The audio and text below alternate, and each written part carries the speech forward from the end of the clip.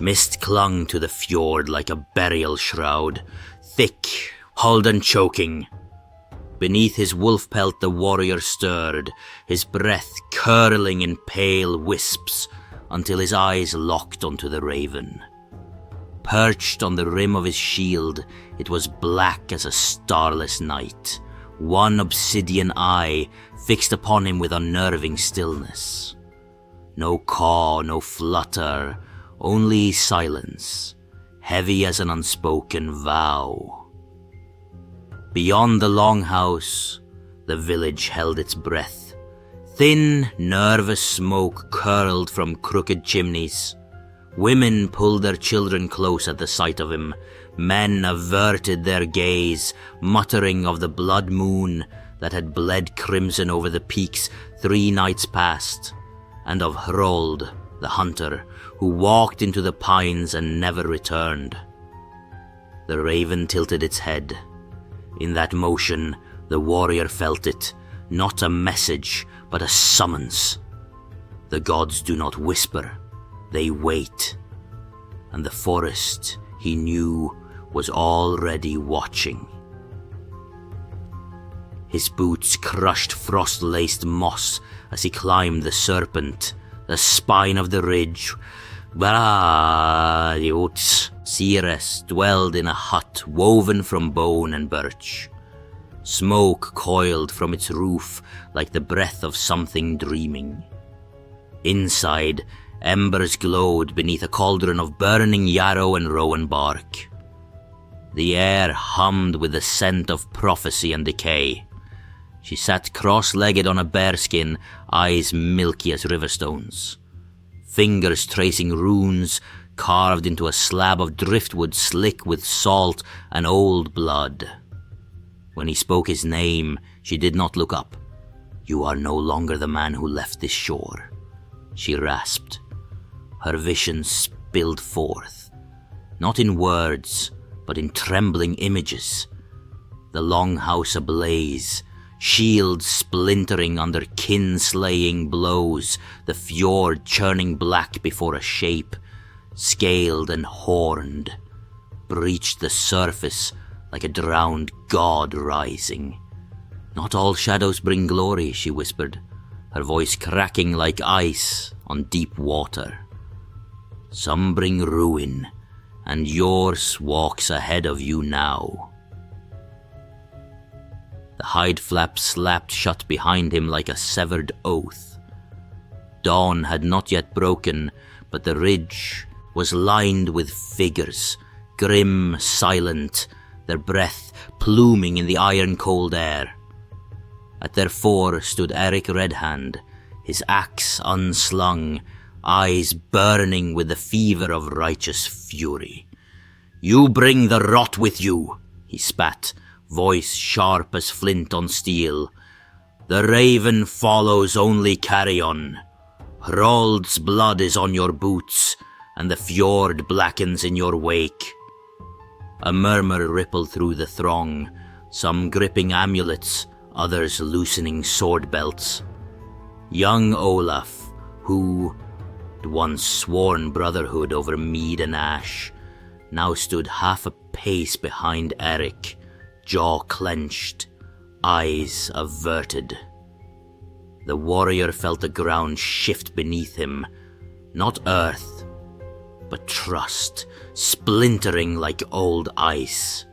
Shame coiled in his gut, hot and shameful, warring with a rising tide of rage. He had sought truth in smoke and bone, only to return branded a doom-bringer. No blade had yet been drawn, yet the longhouse already felt like a grave, and the first stone of betrayal had been cast.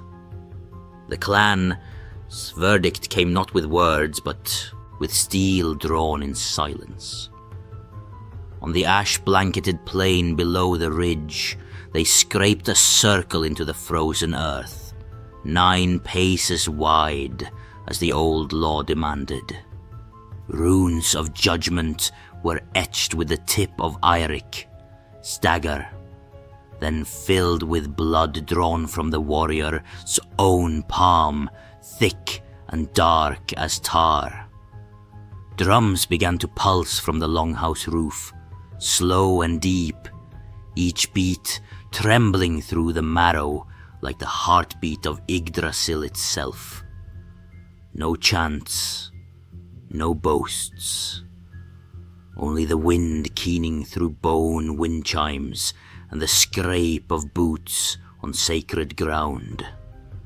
They fought like men already dead. Eirik swung with the fury of a storm-lashed cliff, each blow meant to cleave not flesh, but fate. The warrior parried, ribs screaming, vision swimming with smoke and seer sight. He tasted copper, felt the slick of his own blood on the hilt, and knew this was no trial of skill, but of sacrifice. As Eirik lunged for the killing thrust, the earth buckled. A roar split the sky. Not beast, not thunder, but something older. From the fjord below, a column of white fire erupted, blinding, soundless, casting their shadows not behind them, but forward, writhing like serpents toward the sea. The duel stopped. The drums fell silent, and in that holy hush, every man knew the gods had spoken, and the true enemy was not among them, but rising from the deep. From the smoke-wreathed ridge, the seeress emerged, not walking, but unfolding from the mist itself, her cloak stitched from crow feathers and storm wrack. She stepped into the circle of blood runes, bare feet pressing where the warrior's life had pooled, and raised a hand gnarled as yew root. "Fools!" she hissed, voice like wind through a barrow mound. "You cast blame like stones at shadows, while the true tide gathers beyond the world." Sedge. Her milky eyes rolled back, and the fjord answered. A low groan shuddered through the ice, as if the sea itself remembered a name long drowned. "It is not kin-blood that blackens the water," she intoned, "but the wake of Draugr Half, the sleeper beneath salt, awoken not by wrath, but by your forgetting." A hush fell so deep the stars seemed to lean closer. The warrior turned, drawn by dread he could not name, and climbed the black cliff alone.